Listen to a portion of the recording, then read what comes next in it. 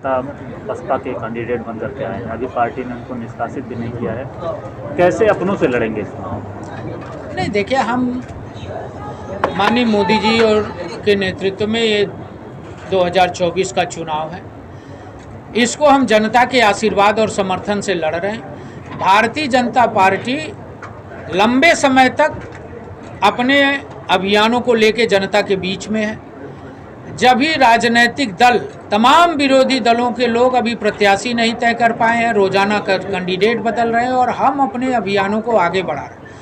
हमारे चुनाव की पूरी तैयारी है, हम जनता के बीच में जा रहे हैं, हम लाभार्थी संपर्क कर रहे हैं, आगे हम अपने सेक्टरों के अंदर, न्याय पंचायतों के अंदर सभा करने वाले हैं।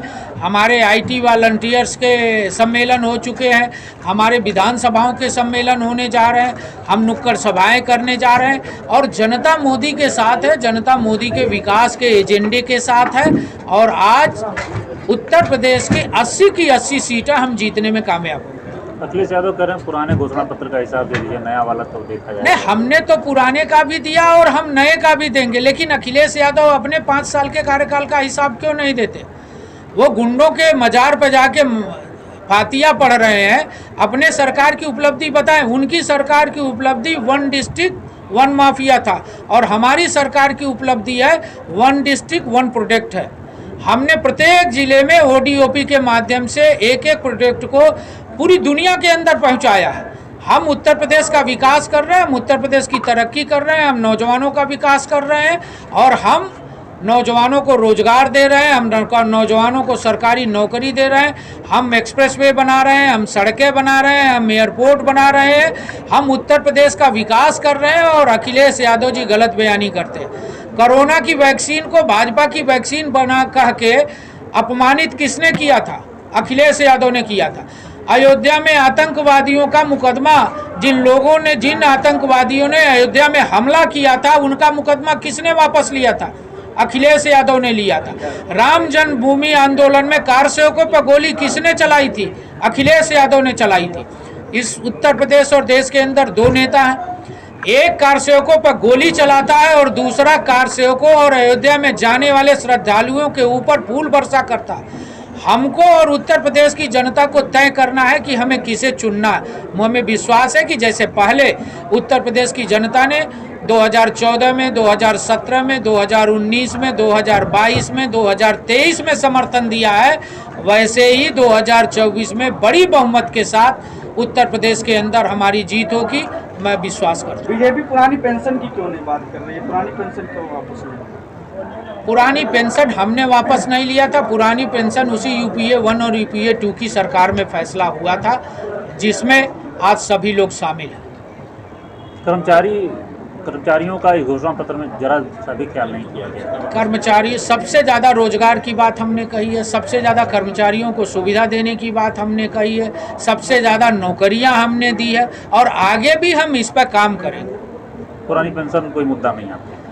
नहीं, देखिए, हम तो दे रहे हैं उनको, हम कभी कहे कि नहीं देंगे, लेकिन जिन लोगों ने बंद किया वो क्यों नहीं जवाबदेही लेते? सरकार में तो आप है ना? नहीं, हम सरकार में हैं, हम दे रहे हैं।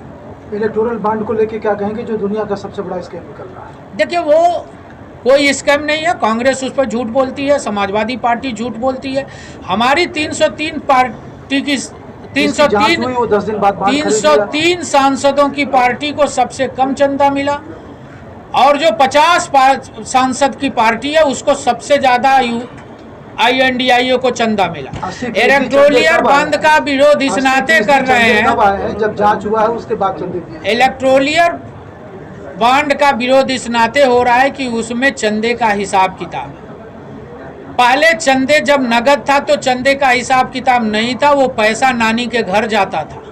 अब नानी के घर नहीं जा पाएगा, वो चंदा खाते में आ रहा है, इस नाते ज़्यादा ले भी रहे हैं और आरोप भी लगा रहे हैं। तो कहीं ना कहीं ये 2 बातें हैं, झूठ बोलना और देश को अपमानित करना।